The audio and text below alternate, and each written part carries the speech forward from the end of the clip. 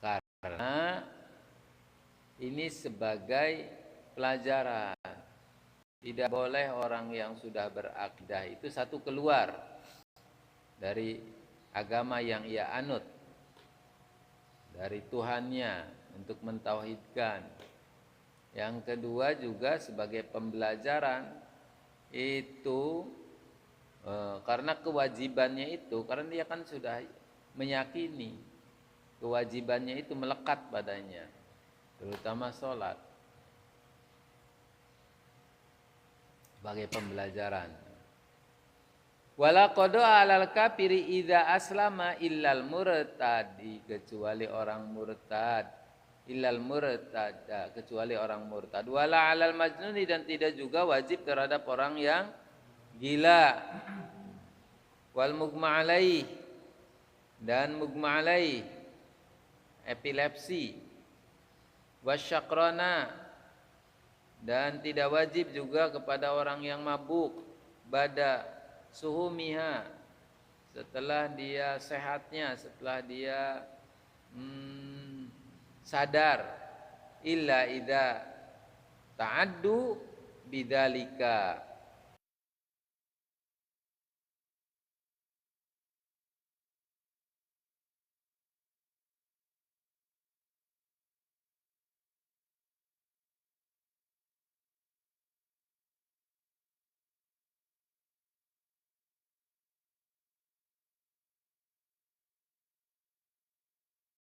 adahum, untuk memerintahkan anak-anak mereka salat inda sab'i sinina, memerintahkan apa? Salat ketika umur 7 tahun. Ini sebagai pendidikan.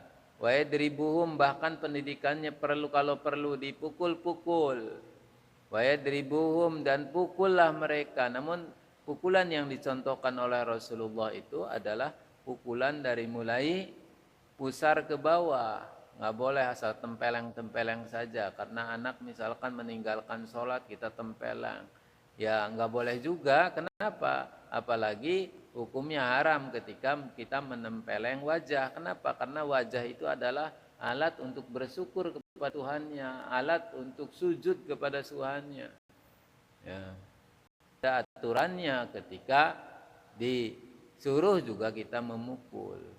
Wa yadribuhum, dan memukul mereka ala tarkiyah, karena meninggalkan sholat. Inda asyrah, ketika berumur 10 tahun. Wal abdalu, adapun yang utama itu ta'zilu sholati bi awwali waqtiha. As-sholatu ala waqtiha, as-sholatu bi awwali waqtin. Itu hadis-hadisnya kan seperti itu, bahwa wal abdalu, adapun yang paling utama itu ta'zilus sholati, menyegerakan sholat bi awwali waqtiha, di awal waktunya. Makanya di MU yang namanya sholat tuh cepet-cepet ya. Ketika buka bulan puasa pun kita takjil kemudian sholat, kecuali di salafiyah. Kalau salafiyah nggak makan dulu. Makanya karena identik dengan salafnya, makan dulu, setelah makan kenyang istirahat baru sholat. Gitu ya. Kalau di MU umumnya tidak seperti itu, hanya di salafiyah aja. MU salafiyah maksudnya. Wa yajuju, dan boleh takhiruha, mengakhirkan sholat an awwali waktin, di awal waktu. Mengakhir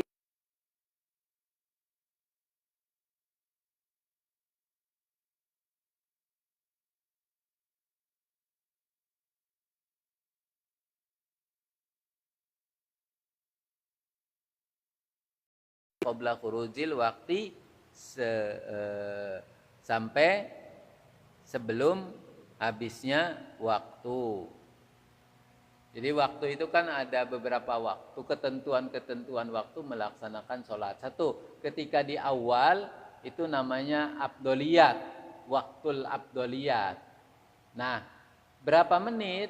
Misalkan waktu duhur, itu waktu abdoliyatnya misalkan awal waktunya adalah jam 12. Jam 12 sampai jam 12 seperempat itu namanya, atau jam 11 jam 12.20 itu namanya waktul afdol.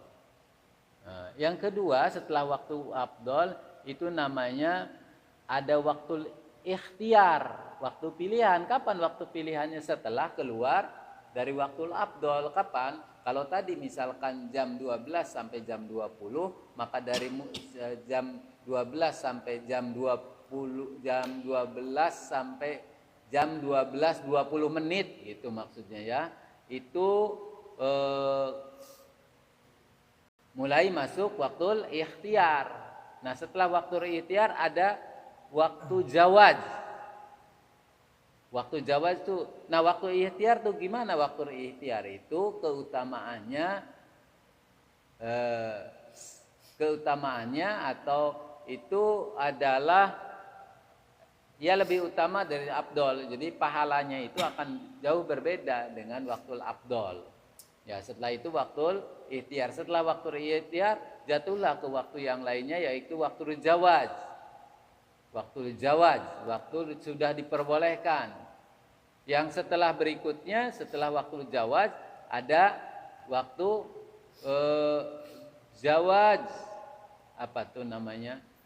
Jawaz di waktu jawaz tapi sudah mendekati haram, dan waktu-waktu yang menjelang waktu akhir itu sudah waktu mulai sudah haram. Itu kalian misalkan sudah waktu akhir, setelah waktu akhir belum sholat aja itu sudah mendekati waktu-waktu haram. Artinya begini, ada waktu tahrim. Waktu tahrim tuh kamu belum sholat nih, kamu belum sholat, sementara waktunya tinggal 7 menit lagi, kamu masih santai, itu sudah pekerjaan apa saja itu tidak diperbolehkan. Ya, mengerjakan apa saja tidak diperbolehkan. Bahkan ketika kalian misalkan mau wudhu, yang wudhunya itu karena misalkan 7 menit lagi, yang wajib-wajibnya saja. Kalaupun kalian mengerjakan sunnah-sunnahnya itu juga tidak dianjurkan. Bahkan bisa jadi sunnahnya itu menjadi haram. Kenapa? Karena kita akan ditinggalkan waktu sholat. Waktu wajib kita meninggalkan sholat. Jadi ada waktu afdoliyat, waktu ikhtiar, waktu jawaz, dan waktu tahrim. Waktu sudah mendekati keharaman. Ya, tahrim itu apa maksudnya? Haram untuk mengerjakan apa saja kecuali sholat. Apalagi ngobrol. Yang sunnah-sunnah aja kita harus tinggalkan.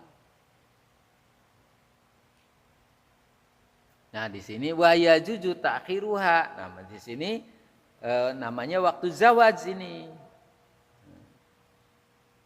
Walau bila udrin bisyartin ayya'zama ala fi'liha, menyengaja atau berniat untuk mengerjakan qabla khurujil waktu sebelum waktu keluar. Wa misal sholati fi dzalika baqiyatul furudi al muwassi'ah.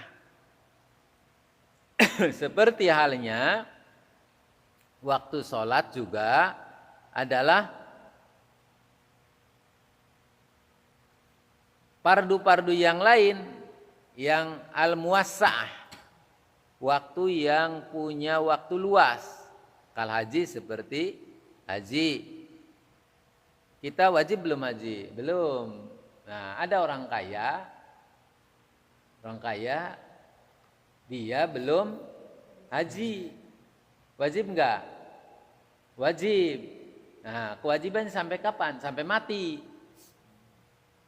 Nah, ketika dia sudah tua bangka, ya, sementara belum haji, maka dia berdosa. Sudah tua bangka, belum haji, dan dia mampu, maka dia berdosa. Sama itu dengan tadi yang haji. Tetapi ketika dia kaya, kan wajib tuh, tapi belum melaksanakan haji, boleh enggak? Boleh-boleh aja, walaupun dia sudah wajib. Nah, kenapa? Karena nanti tahun depan boleh, tahun depannya lagi boleh. Nah, kalau dia misalkan sampai mati belum haji, maka baginya adalah dosa besar. Karena diberikan kesempatan oleh Allah untuk berhaji dan diberikan kemampuan sementara dia belum haji gitu. Jadi waktunya muasa kapan saja boleh. Ya, saya mah tahun besok aja. Tapi kan permasalahannya nggak begitu kalau haji di Indonesia, karena harus nunggu waktu. Nah, ketika kita misalkan sudah daftar, kemudian kita mati dulu, maka insya Allah kita sudah diampuni oleh Allah. Kenapa? Karena sudah ada ajam. Beda kalau misalkan kita belum punya ajam tuh. Nanti, tapi belum juga daftar, itu mah nanti. Itu menghayalan namanya, menghayal. Kalau sudah ada ajam tuh ada geraknya.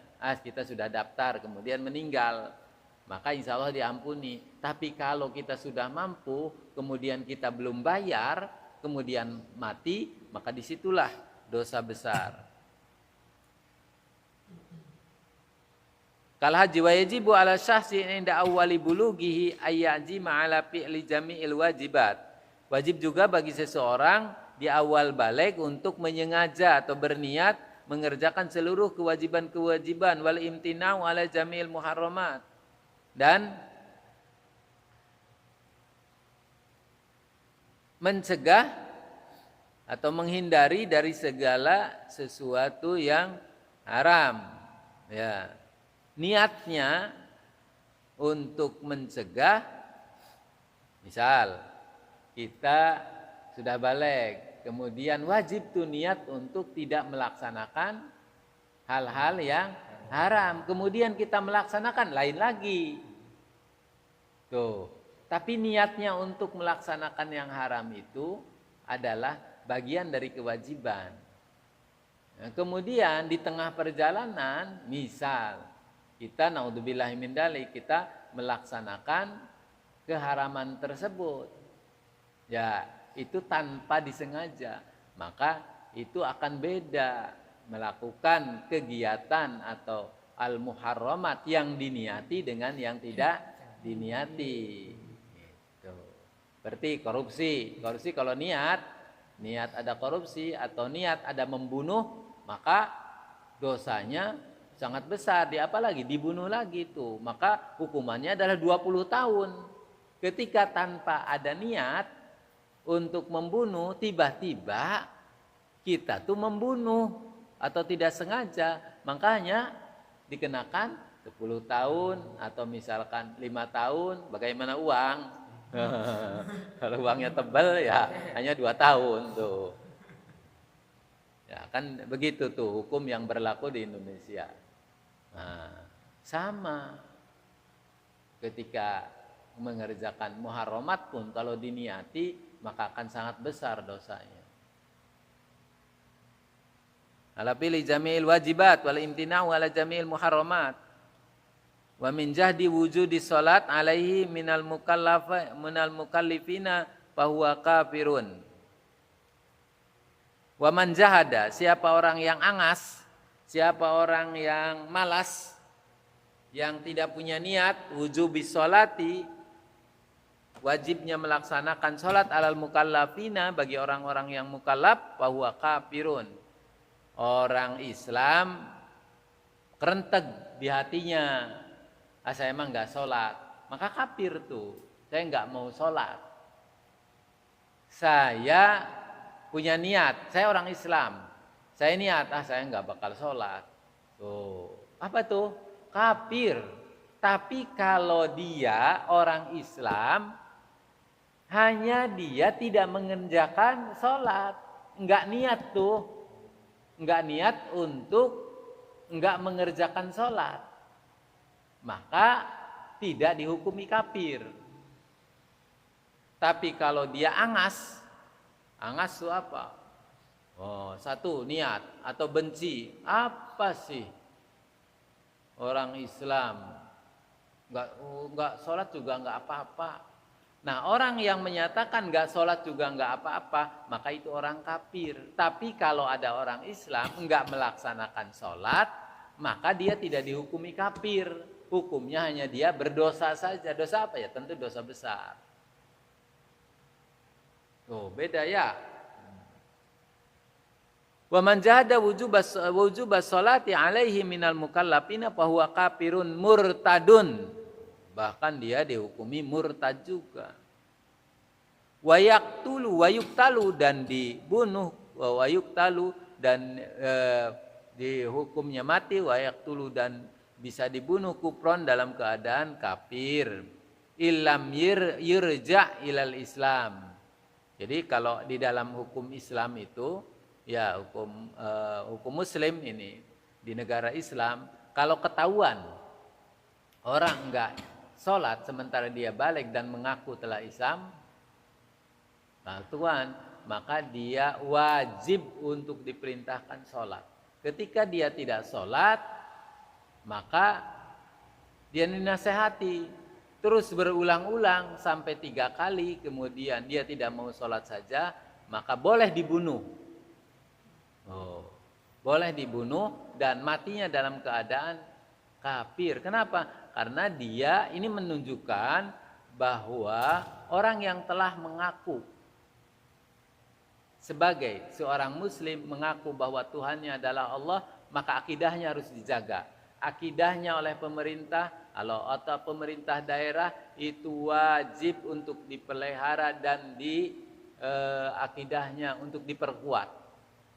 Ya, tetapi kalau saja dia disuruh diperkuat, sudah ada yang mengajarkan apa, kemudian dia tidak mengerjakan sholat, sudah juga diperintah untuk sholat, kemudian dia tidak mengerjakan sholat, boleh dibunuh. Tuh. Apa artinya? Artinya menyepelekan Islam. Itu nggak boleh. Beda dengan orang Islam keluar kafir. Kalau dia saya mau kafir saja, sok itu mau urusan dia. Atau dia mengiklankan diri, saya keluar daripada agama Islam. Kemudian dia tidak sholat, yaitu hak-hak dia. Ya.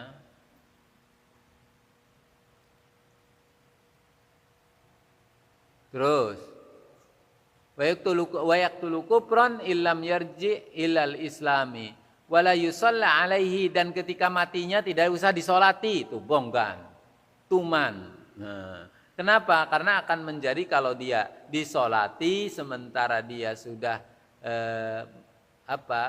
aturan-aturan Islamnya sudah diterapkan, kemudian dia masih tetap disolati, akan ada orang-orang lain yang akan ikut baginya, angas.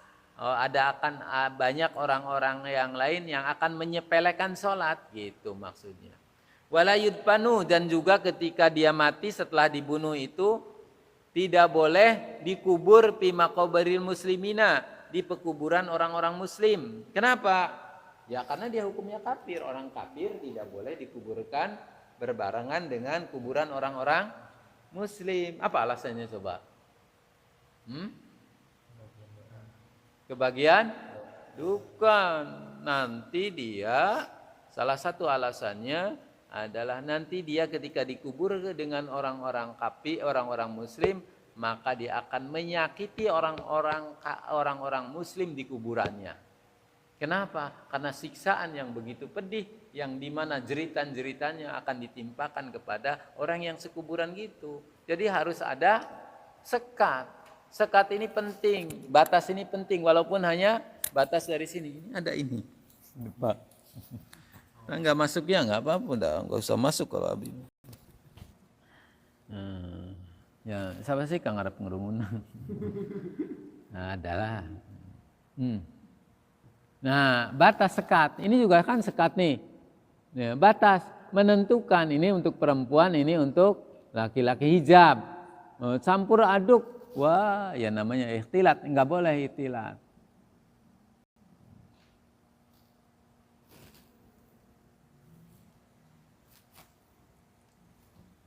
Terus sampai mana? Wala yudfanu fi kuburil muslimin.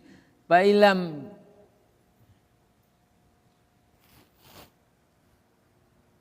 ilam yajhad wujubuha wa akhiruha an waqtiha bila udrin fa huwa mu'minin. Fa huwa mu'minun. Siapa orangnya yang tidak angas atau tidak malas-malas, tidak menyepelekan kewajiban sholat, namun ia mengakhirkan sholat pada waktunya bila udrin tanpa ada udur, bahwa mu'minun, maka orang tersebut adalah mukmin. Mukmin apa? Pasikun, yang berdosa. Oh, mukmin yang fasik. Siapa mukmin fasik tuh? Siapa orang yang mukmin fasik? Adalah salah satunya adalah orang mukmin yang mengakhirkan sholat. Kalau sholat nanti.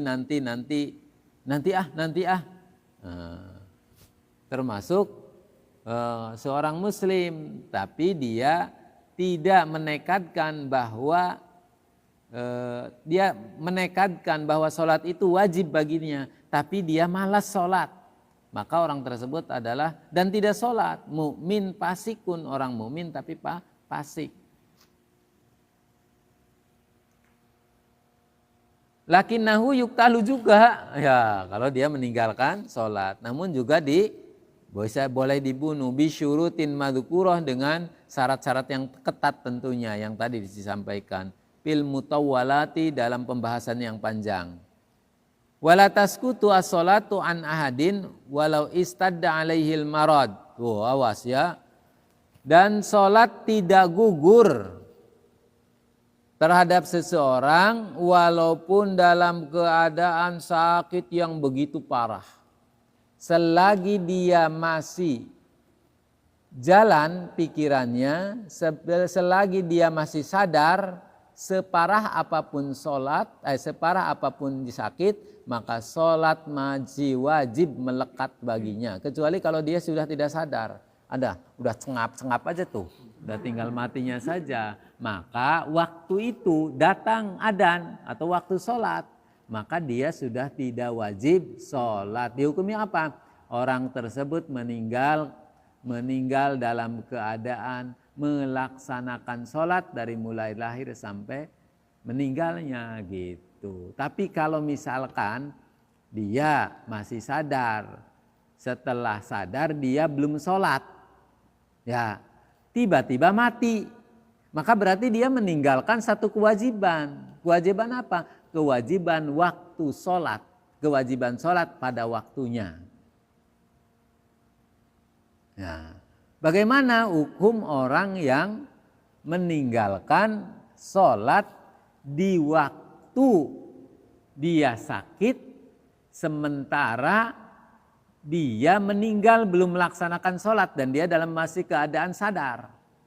Maka satu, dia berdosa. Dosanya apa? Dosa besar.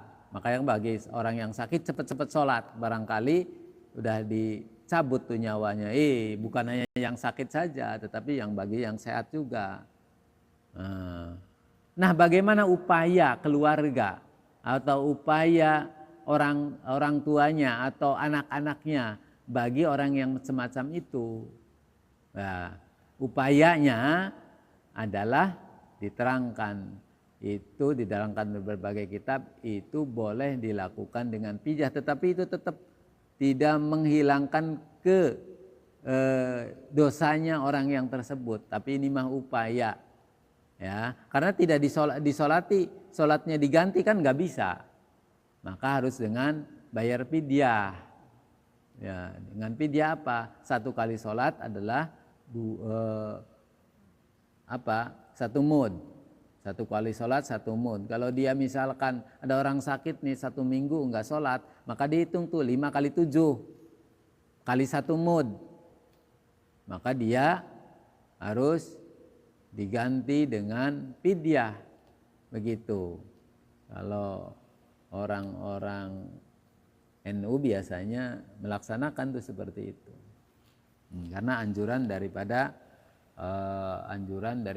para ulama. Itu merupakan upaya. Mudah-mudahan dengan cara ini adalah cara apa? Cara ini tuh cara yang dilakukan oleh anak-anaknya, upaya untuk bayar kafarat, ya, bayar kafarat bagi orang yang tidak sholat, walaupun wallahu alam itu diterima dan tidak.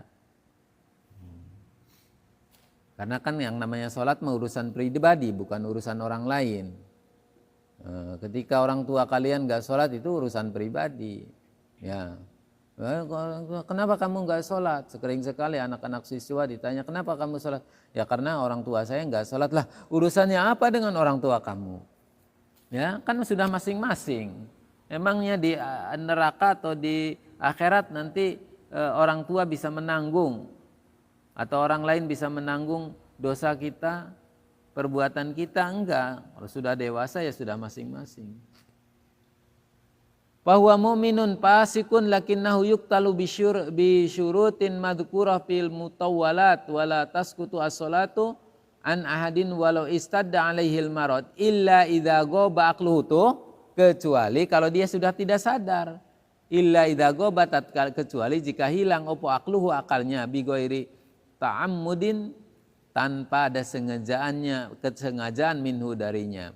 Wala udra lahu pitakhiriha, dan tidak ada udur untuk mengakhirkan sholat fil hadiri, di waktu hadir, an waktiha, dari waktunya sholat. Jadi nggak ada udur ya untuk nanti gitu tuh. Walau takasurat alaihi isghalun, walaupun dia sangat sibuk. Ini sibuk sekali. Sibuk ngurusi dunia ya, iya ya. Emang kamu diciptakan untuk Allah, untuk apa? Untuk ibadah, dan ibadah yang paling utama adalah sholat. Tapi saya sibuk kan ini juga usaha juga merupakan bagian daripada ibadah. Hal-hal yang lain juga ibadah. Iya, ibadah semua ini bisa ibadah dikatakan kalau kita sholat. Tapi kalau tidak sholat maka nonsen, omong kosong.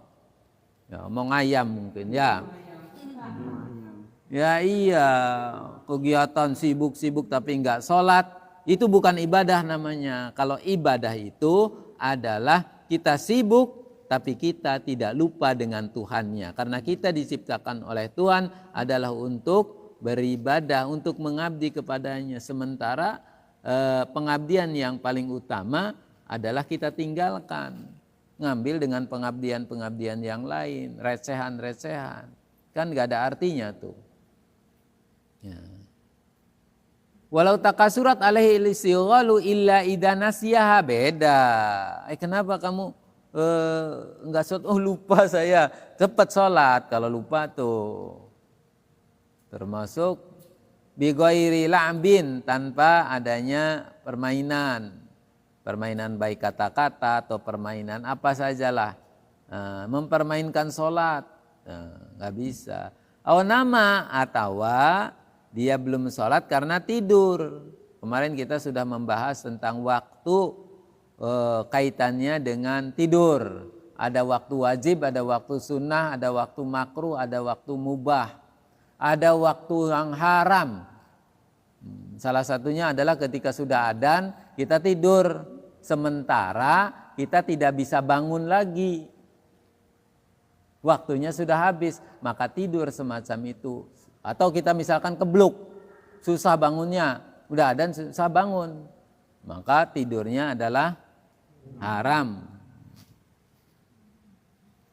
Aw nama qabla dukhulin, atau tidur tapi tidurnya tuh kapan? Qabla dukhuli waktiha, tuh sebelum waktu sholat. Tapi kalau tidur sudah waktu sholat, ya itu namanya menyepelekan tidur. Kecuali tadi ya, kecuali apa? Kalau sholat nih saya ngantuk ya, karena saking banyak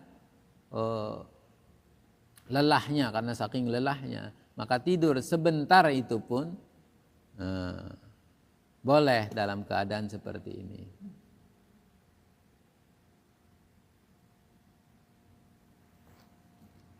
Walam yantabihu, dan dia tidak ingat illa ba'da fawatiha, kecuali setelah terputusnya sholat. Tidur,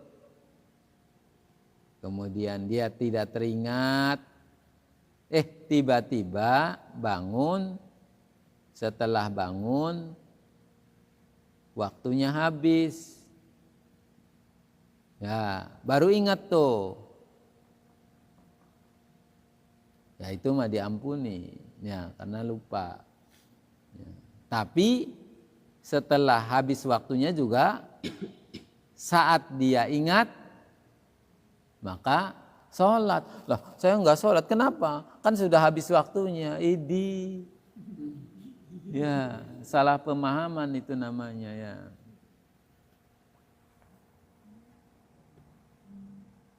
Paliyusoli kan arti hadisnya itu paliyusoli idza dzakaroha. Maka sholatlah ketika kamu ingat. Wa idza patat sahson faridotan bi ghairi udrin wajaba alaihi qada'uha tuh. Ya. Wa idza patat tatkala ketinggalan siapa? Sahson seseorang faridotan semacam fardu bi ghairi udrin apa saja tanpa udur wajaba alaihi qada'uha maka wajib mengkodoi. Kodonya itu ala paurin seketika. Ingat belum sholat wajib. Nanti nggak bisa nanti. Ya, ini kepalang nggak bisa. Ya, itu namanya orang yang menyepelekan sholat. Kalau nanti walaupun sholatnya sudah ketinggalan. Nah, kecuali kalau dia ada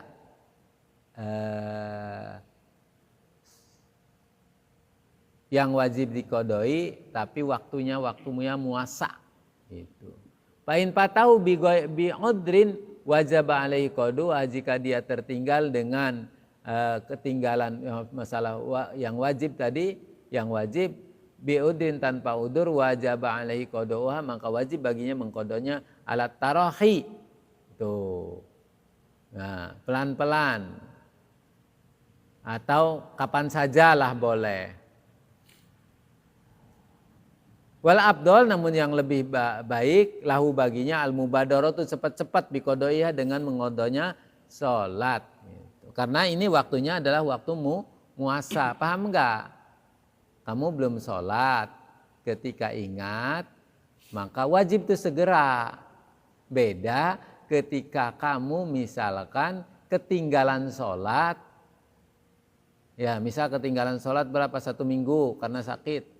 Atau misalkan karena berbagai hal, maka wajib, walaupun sholatnya itu sudah dikerjakan, maka wajib dikodok. Kodonya kapan? Kapan saja, kapan? Muasa.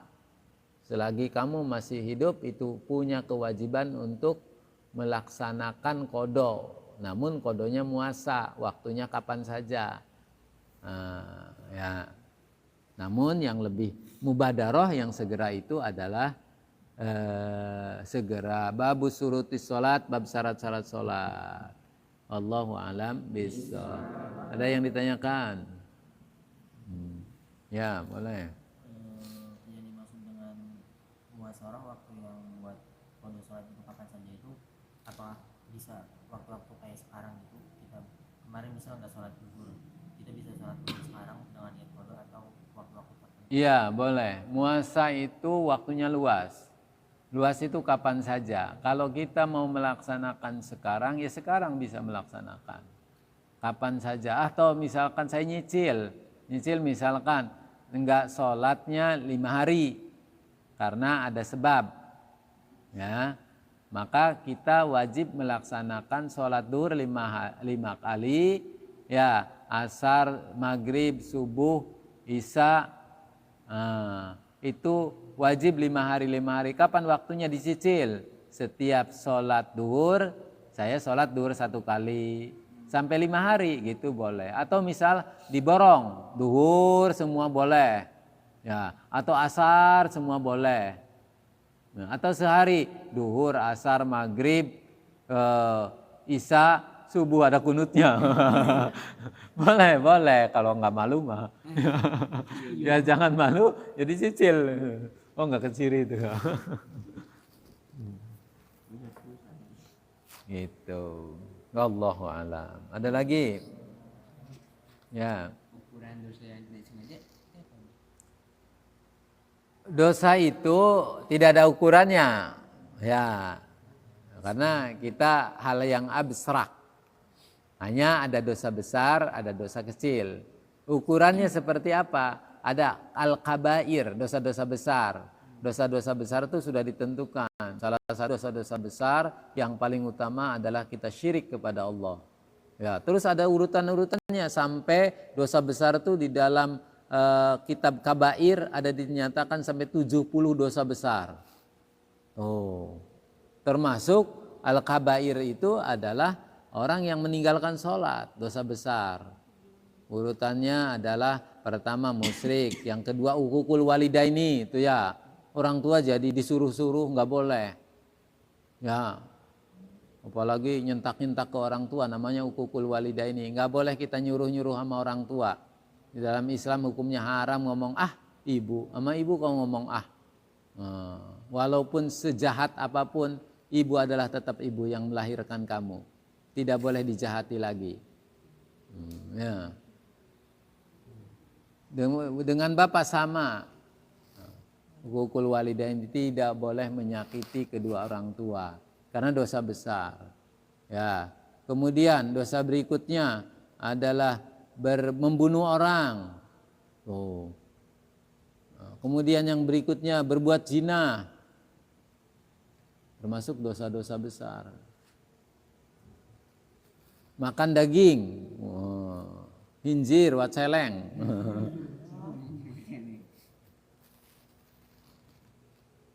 Itu ya. Jadi ukurannya sebab dosanya. Wallahu a'lam. Itu adalah hal abstrak, kita harus percaya saja. Hanya di sana ada dijelaskan dosa-dosa yang besar. Dosa-dosa yang besar itu tidak akan diampuni oleh Allah kecuali dalam keadaan untuk bertobat. Beda dengan dosa-dosa kecil. Dosa-dosa kecil itu akan diampuni oleh Allah ya dengan cara kita meminta atau kita atsbi'is sayyi'ata as-sayyi'ata al-hasanata. Maka sertakan ya, atau ikuti kejelekan-kejelekan as-sayyi'ah al-hasanata dengan kebaikan. Kita dengan berbuat amal soleh saja, insya Allah itu dosa-dosa kecil akan dihapus oleh Allah. Salah satunya ada hadis yang menyatakan, idza tawaddu'tum, jika salah seorang berwudu dengan sempurna, maka dosa-dosa kalian akan diampuni. Itu dosa-dosa apa? Dosa-dosa kecil. Adapun seperti apa ukurannya, wallahu alam bishawab. Ya. Ada lagi? Sudah cukup? Sallu ala Muhammad. Sallallahu ala Muhammad. Sallallahu ala Muhammad. Sallallahu ala Muhammad. Ya Rabbi salli wa sallim.